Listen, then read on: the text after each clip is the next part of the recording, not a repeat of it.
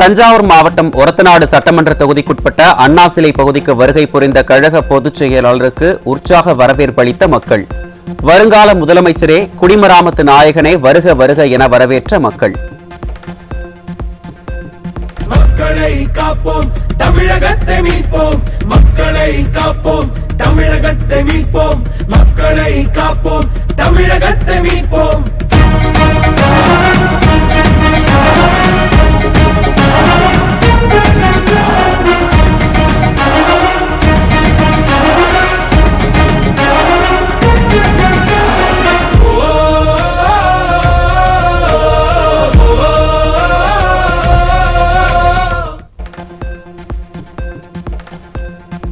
திமுக கூட்டணியில் ஒவ்வொரு கட்சியும் ஒவ்வொரு பக்கம் இழுத்துக் கொண்டிருக்கும் நிலையில் உங்கள் கூட்டணியை முதலில் பாருங்கள் என கழக பொதுச் செயலாளர் எடப்பாடி கே பழனிசாமி திமுக அமைச்சர் துரைமுருகனுக்கு பதிலடி.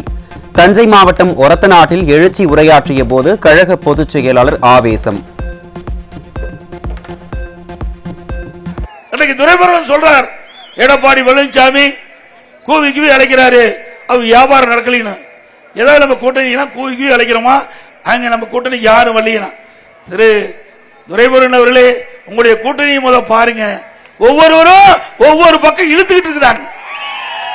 இந்த வண்டியில மாட்டை போட்டுனா அங்கங்க இழுக்கும் பாருங்க. அது மாதிரி உங்களுடைய கூட்டணி எந்த நேரத்தில் உடையும் என்றே தெரியல. ஒவ்வொருவரும் ஒரு கருத்தை சொல்லிட்டு இருக்கிறாங்க. ஸ்டாலினை விரட்டி அடித்து தமிழகத்தில் நல்லாட்சி அமைய அதிமுகவுக்கு வாக்களியுங்கள் என அன்பு வேண்டுகோள் விடுத்த கழக பொதுச் செயலாளர் எடப்பாடி கே பழனிசாமி. தஞ்சாவூர் மாவட்டம் ஒரத்தநாட்டில் பல்லாயிரக்கணக்கானோர் திரண்டிருந்த நிலையில் மக்களை காப்போம், தமிழகத்தை மீட்போம் என முழக்கமிட்டு பாய் பாய் ஸ்டாலின் என எச்சரிக்கை. ஸ்டாலின் திமுக மாடல் அரசு ஃபெயிலியர் மாடல் அரசு ஆகி போச்சு. By by Stalin. அதிமுக ஆட்சி அமைந்தவுடன் தமிழகத்தில் ஏழைகள் என்ற சொல் இல்லா நிலையை உருவாக்குவோம். அதிமுக பொதுச் செயலாளர் திட்டவட்டம். ஏழைகள், ஒடுக்கப்பட்டவர்கள், தாழ்த்தப்பட்டவர்கள், அவருடைய வாழ்க்கை ஏற்றத்திற்கு படிக்கட்டாக இருந்த கட்சி அதிமுக கட்சி. இனி தமிழகத்தில் ஏழை என்ற சொல் இல்லை என்ற நிலையை அதிமுக அமைந்த பிறகு உருவாக்கும். உழவன் செயலி உள்ளிட்ட நிறைய திட்டங்களை விவசாயிகளுக்காக கொண்டு வந்த அரசு அதிமுக. அதிமுக நீர் மேலாண்மையில் சிறப்பாக செயல்பட்டதென்றும் விவசாய நிலங்களை காப்பாற்றிய கட்சி அதிமுக எனவும் எழுச்சி பயணத்தின் போது புரட்சி தமிழர் பேச்சு. ஏரி தூர்வாரதுனால ஆழமாக்கப்பட்டது. மழை காலத்தில் அந்த தண்ணீர் சேமித்து கோடை காலத்தில் அந்த நிலத்தடி நீர் உயர்வதற்கு எங்களுடைய அரசு கொண்டு வந்த திட்டம் மிகப்பெரிய வரலாற்று சாதனையை படைத்தது. இன்னைக்கு நதியின் குறுக்கே தடுப்பன, எங்கெங்கெல்லாம் தண்ணி வீணாக போதோ அங்கெல்லாம் தடுப்பன, ஓடையின் குறுக்கே தடுப்பன. இப்படி நீர் மேலாண்மையில அதிமுக அரசு இருக்கின்ற பொழுதுதான் சிறப்பா செயல்பட்டது. உடம்புக்கு உயிர் எப்படியோ இந்த விவசாயிகளுக்கு உயிரா இருப்பது நீர். ISI முத்திரை போன்றது அதிமுக. உறுப்பினர் சேர்க்கைக்கு பிச்சை எடுக்கும் கட்சி திமுக என எழுச்சி பயணத்தின் போது அதிமுக பொதுச் செயலாளர் காட்டம். அதிமுக கட்சி ISI மாறி, ISI முத்திரைனா அதுக்கு ஒரு தனி மரியாதை உண்டு. அப்படி அதிமுக மக்கள் செல்வாக்குள்ள கட்சி. அதே நேரத்தில் திமுக ஓரணியில் தமிழ்நாடு என்று அவர் அவ்வளவு வயதிலையும் உங்களோட போய் கதவை தட்டி எங்க கட்சியில சேர்ந்துக்குங்க, எங்க கட்சியில சேர்ந்துக்குன்னு பிச்சை எடுக்கிறீங்க. நீங்க எங்க பத்தி விமர்சனம் செய்துக்க அருகதை இருக்குது. இந்தியாவில் எந்த கட்சியாவது வீடு வீடா போய் கதவை தட்டி உறுப்பினர் சேர்க்கை நடந்திருக்குதா? காவிரி மேலாண்மை ஆணையம் அமைக்க கோரி 22 நாட்கள் நாடாளுமன்றத்தை முடக்கியது அதிமுக.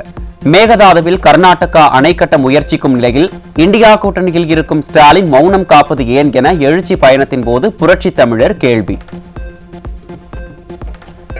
22 நாட்கள் காவிரி மேலாண்மை ஆணையம் அமைக்க வேண்டும் என்று 22 நாட்கள் அவைய ஒத்தி வச்சாங்க. இந்திய நாடாளுமன்றத்தையே ஒத்தி வச்ச அது அதிமுக திறமை, தில்லு திராணி, மக்கள் மீது அக்கறை, விவசாயிகள் மீது அக்கறை. 39 நாடாளுமன்றம் இருக்கிறீங்களா, நீங்க ஏன் அதை நாடாளுமன்றத்தில் பிரச்சனை எழுப்பல? பண்ண மாட்டாங்க. ஏன்னா மக்களை பற்றி கவலைப்படாத ஒரு அரசாங்கம். இன்னும் 8 மாதத்திற்கு பிறகு திமுக என்ற கட்சி தமிழகத்திலேயே இருக்காது. 14வது நாள் எழுச்சி பயணத்தின் போது அதிமுக பொதுச் செயலாளர் ஆவேசம். இன்னும் 8 மாசம் தான் இருக்குது உங்களுக்கு வாய்தா. இந்த 8 மாசத்துக்கு பிறகு திமுக என்ற கட்சி தமிழகத்திலே இருக்காது. நீ மக்களை பற்றி கவலைப்பட்டதால மக்கள் உங்களுக்கு ஆதரவு கொடுப்பாங்க. நீ மக்களை பற்றி கவலைப்படுறது இல்லையா? வீட்டு மக்களை பற்றி தானே கவலைப்பட்டு இருக்கிறீங்க. மக்களை காப்போம் தமிழகத்தை மீட்போம் எழுச்சி பயணத்தின் 14வது நாளில் பட்டுக்கோட்டையில் புரட்சி தமிழருக்கு உற்சாக வரவேற்பு. டெல்டா மாவட்டங்களில் விளைவிக்கப்பட்ட நெற்கதிர்களால் ஆன பிரம்மாண்ட மாலை கழக பொதுச் செயலாளருக்கு அணிவிப்பு. புரட்சி தமிழர் எழுச்சி பயணம் புயலா உருவாச்சு, சேரும் போது வெற்றி வந்து விழுந்தாச்சு. மக்களை காப்போம் தமிழகத்தை மீட்போம், மக்களை காப்போம் தமிழகத்தை மீட்போம், மக்களை காப்போம் தமிழகத்தை மீட்போம், மக்களை காப்போம் தமிழகத்தை மீட்போம்.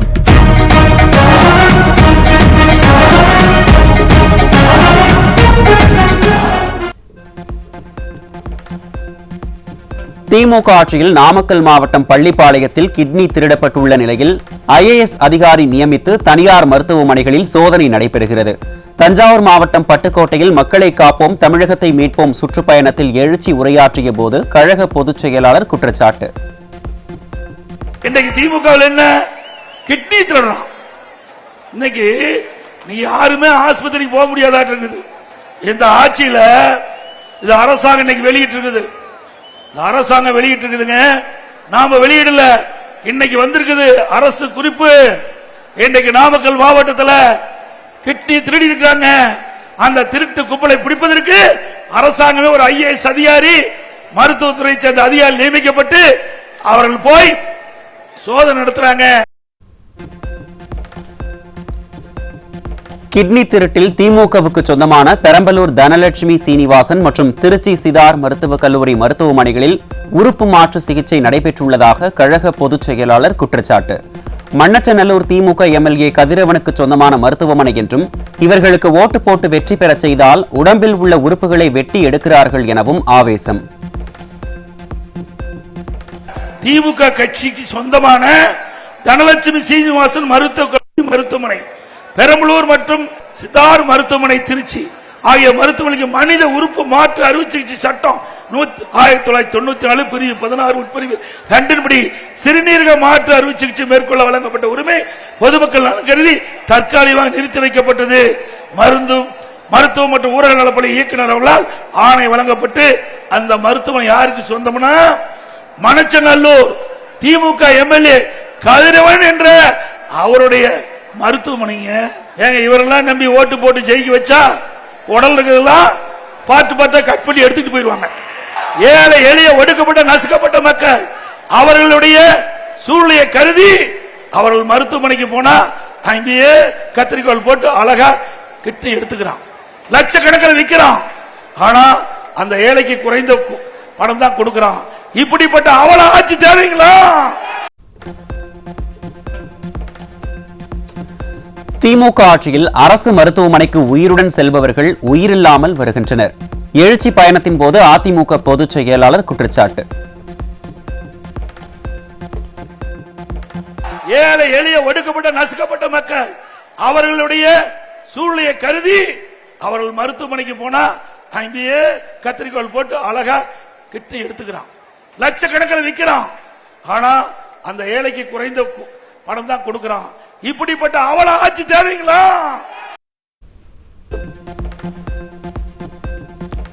விசிகவை திமுக கொஞ்சம் கொஞ்சமாக விழுங்கிக் கொண்டிருக்கிறது. திமுகவை பற்றி புகழ்ந்து பேசும் திமுக கூட்டணி கட்சியினர் எதற்கு சட்டமன்றத்தில் எதிர்வரிசையில் உட்கார வேண்டும் என அதிமுக பொதுச் செயலாளர் கேள்வி. திரு திருமாவளவன் அவர்களே, அண்ணா திமுக பற்றி நீங்க கவலைப்பட வேண்டாம், உங்க கட்சி பத்தி கவலைப்படுங்க. திமுக விடுதலை சிறுத்தைய கொஞ்சம் கொஞ்சமா விழுங்கிட்டு இருக்குது, பாதி விழுங்கிட்டாங்க. இனிமேல் உங்க கட்சி காப்பாத்திக்கங்க. திருச்சியில் நடைபெற்ற உங்களுடைய மாநில மாநாட்டுக்கு பர்மிஷன் கொடுப்பதே தடுமாறினாங்க. அதே போல மதுரையில் கொடியிடுவதற்கு முறையாக அனுமதி கேட்டு கூட கொடுக்கல. ஏன்னா கூட்டணி கட்சிக்கு இப்படி நெருக்கடி. இதையெல்லாம் உணருங்கள். அனைத்து இந்திய அண்ணா திராவிட முன்னேற்ற கழகத்தை பொறுத்த வரைக்கும் கொள்கை வேற, கூட்டணி வேற. டிஎன்பிஎஸ்சி குரூப் 4 விவகாரத்தில் திமுக அரசு அளித்த பதில் திருப்தி அளிக்கவில்லை. அதிமுக சார்பாக வழக்கு தொடர உள்ளோம், நல்ல தீர்வு காணப்படும். எழுச்சி பயணத்தின் போது அதிமுக பொதுச் செயலாளர் பேச்சு. டிஎன்பிஎஸ்சி பொறுத்த வரைக்கும் நான் நேற்று அறிக்கை விட்டேன், அதற்கு பதிலும் கொடுத்திருக்கிறாங்க. இருந்தாலும் அதில் பதில் திருப்தி அளிக்கவில்லை. ஆகவே எங்களுடைய கட்சியின் சார்பா உயர்நீதிமன்றத்தில் வழக்கு போடுவதாக இருக்கிறாங்க. நல்ல தீர்வு காணப்படும் என்ற செய்தியை நேரத்தில் தெரிவிக்கிறேன்.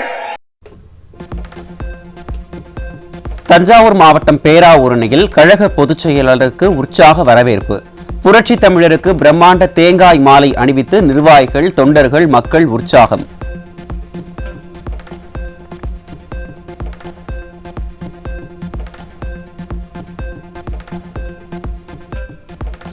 கஜா புயலின் போது நிவாரண நிதி உதவிகளை வழங்கியதைப் போல மீண்டும் அதிமுக ஆட்சி அமைந்தால் மீன்பிடி தடைக்கால நிவாரணம் உயர்த்தி வழங்கப்படும். தஞ்சாவூர் மாவட்டம் பேராவூரணியில் எழுச்சி உரையாற்றிய போது கழக பொதுச் செயலாளர் எடப்பாடி கே பழனிசாமி உறுதி. மீனவ நண்பர்களுக்கு அவர்கள் கஜா புயல்ல பாதிக்கப்பட்டாங்க, அந்த போட்டுக்கெல்லாம் மானியம் கொடுத்தோம், டீசல் மானியம் கொடுத்தோம். மீண்டும் அண்ணா திமுக ஆட்சி வந்தா மீன்பிடி தடை காலத்தில் தற்போது வழங்கப்படுகின்ற தொகை விட கூடுதலாக இந்த மீனவர்களுக்கு கொடுக்கப்படும். புத்தக வெளியீட்டு விழாவில் பேசிய துர்கா ஸ்டாலின், அரசு பணிகளுக்கிடையே உதயநிதி வந்துள்ளதாக கூறியதை விமர்சனம் செய்த கழக பொதுச் செயலாளர், தமிழக மக்களுக்காக உதயநிதி என்ன கிழித்துவிட்டார் என கேள்வி. மக்களை காப்போம், தமிழகத்தை மீட்போம் எழுச்சி பயணத்தின் 14ஆம் நாளில் பேராவூரணியில் எழுச்சி பிரச்சாரத்தில் ஸ்டாலின் குடும்பத்தினர்தான் நாட்டு மக்களுக்கு துரோகம் இழைப்பதாகவும் குற்றச்சாட்டு. துர்காமா வேற வந்துட்டாங்க, புஸ்தகத்தை வெளியிட்டு அந்தமா மேடை ஏறி பேச ஆரம்பிச்சுட்டாங்க. பேசும்போது சொல்றாங்க, பல்வேறு வேலைகள்லாம் விட்டு, பல்வேறு பணிகள்லாம் விட்டு துணை முதலமைச்சர் உதயநிதி இந்த நிகழ்ச்சியில் பங்கு பெற்று விட்டார் என்று. ஏயா என்ன நடிப்பு! அப்பாவோட அவருடைய அம்மா பயங்கர நடிப்பு நடிக்கிறாங்க. ஏங்க, புத்தக வெளியீட்டு விழாவுக்கு நிறைய வேலை இருக்குதான் உதயநிதிக்கு. என்ன கிழிச்சு விட்டாரு தமிழ்நாட்டுக்கு அவர் நினைச்சு பாருங்க. 2026 அதிமுக வெற்றி பெற்று ஆட்சி அமைத்தவுடன் ஸ்டாலின் வேட்டி சட்டை இல்லாமல் செல்வார். நீட் தேர்வு விவகாரத்தில் ஸ்டாலின் நாடகம் ஆடுவதாக எழுச்சி பயணத்தின் போது அதிமுக பொதுச் செயலாளர் குற்றச்சாட்டு. அந்த நீட் தேர்வை யார் கொண்டு வந்தது? 2010 மத்தியில காங்கிரஸ் ஆட்சி, திமுக அந்த ஆட்சியில பங்கு பெற்றது. அப்போ திமுக கட்சி சேர்ந்த நாமக்கல் நாடாளுமன்ற உறுப்பினர் திரு காந்தி செல்வன் சுகாதாரத்துறை இணை அமைச்சராக இருந்தார். அப்பதான் 2010 டிசம்பர் 21 இதற்கு நோட்டிபிகேஷன் அரசுல வெளியிட்டாங்க. காங்கிரஸ் ஆட்சியில் தான் நீட் தேர்வு வந்தது. கொண்டு வந்ததும் அவர்கள். நீட் தேர்வை ரத்து செய்ய வேண்டும் என்று நாடகம் நடிப்பதும் திமுக தான். ஆக நாடகம் நடிப்பதிலே வல்லவர் திரு ஸ்டாலின். தமிழ்நாட்டு பிரச்சனைகள் குறித்து சட்டப்பேரவையில் 2.25 மணி நேரம் பேசிய போது ஒரு பதிலும் சொல்லவில்லை பொம்மை முதல்வர் ஸ்டாலின். கட்சி பிரச்சனையை தீர்க்க முடியாத ஸ்டாலினால் எப்படி நாட்டு மக்களை காப்பாற்ற முடியும் என எழுச்சி பயணத்தின் போது அதிமுக பொதுச் செயலாளர் கேள்வி. சட்டமன்றத்தில் பேசினா 2.25 மணி நேரம் சட்டமன்றத்தில் பேசினேன். எதிர்கட்சி தலைவராக இருந்து 2.25 மணி நேரம் இன்னைக்கு மேதக ஆளுநர் உரையில் பேசினேன். ஒரு பதிலையும் காணாம். கடைசி வரைக்கும் என் தொண்டை காங்கி தான் மிச்சம். தமிழ்நாட்டு மக்களுடைய பிரச்சனை 2.25 மணி நேரம் பேசின பிறகு ஒரு பதிலும் சொல்ல முதலமைச்சர். இப்படிப்பட்ட முதலமைச்சர் வச்சுக்கிட்டு நம்ம என்ன செய்ய முடியும்? ஸ்டாலின் பேசுறார், எல்லா பத்திரிகையிலும் வந்திருக்குது, ஊடகத்திலையும் வந்திருக்குது. அவர் என்ன சொல்றாரு? நான் இரவில் கண் மூடி, ஸ்டாலின் பேசுற இரவில் கண் மூடி காலையில் கண் விழிக்கின்ற பொழுது அச்சத்தில் கண் விழிக்கின்றேன்.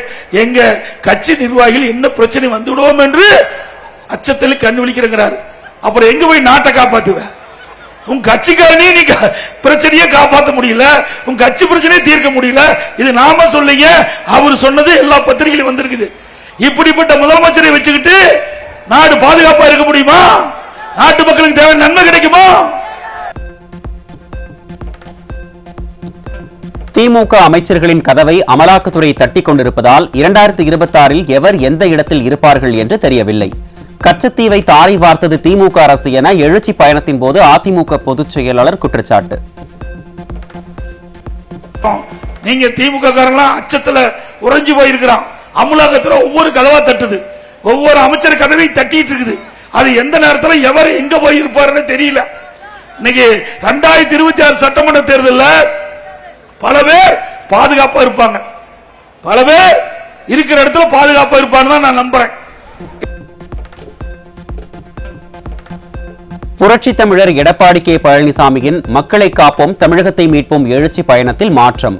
வரும் 26ஆம் தேதி சிவகங்கை மாவட்டத்தில் மேற்கொள்ள இருந்த பிரச்சாரம் 29ஆம் தேதிக்கு மாற்றப்பட்டுள்ளதாக தலைமை கழகம் அறிவிப்பு.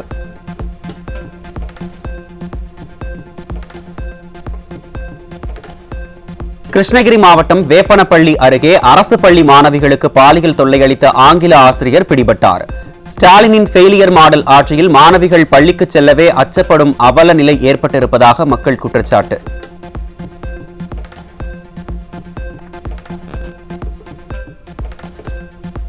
காஞ்சிபுரம் மாவட்டம் மணிமங்கலம் அருகே கல்லூரி மாணவிகள் குளிப்பதை வீடியோ எடுத்து மிரட்டிய இளைஞர் சிக்கினார். ஸ்டாலினின் ஃபெயிலியர் மாடல் ஆட்சியில் காவல்துறை மீது சிறிதும் பயம் இல்லாததால் பெண்களுக்கு எதிரான குற்றச்சம்பவங்கள் தொடர்ந்து அதிகரித்து வருவதாக மக்கள் குற்றச்சாட்டு.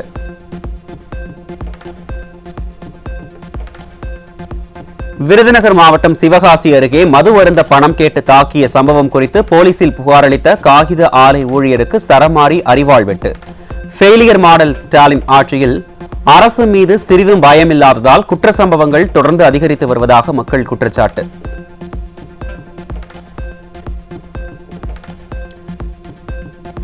சென்னை அடையாறு கஸ்தூரிபாய் நகரில் கடந்த 6 நாட்களாக குடிநீர் விநியோகம் தடைபட்டதால் மக்கள் கடும் அவதி. வீடொன்றுக்கு மாதம் 5000 ரூபாய் செலவில் குடிநீர் வாங்க வேண்டிய நிலையுள்ளதால் ஃபெயிலியர் மாடல் ஸ்டாலின் அரசு இப்பிரச்சினைக்கு நிரந்தர தீர்வு காண வேண்டும் என மக்கள் வலியுறுத்தல்.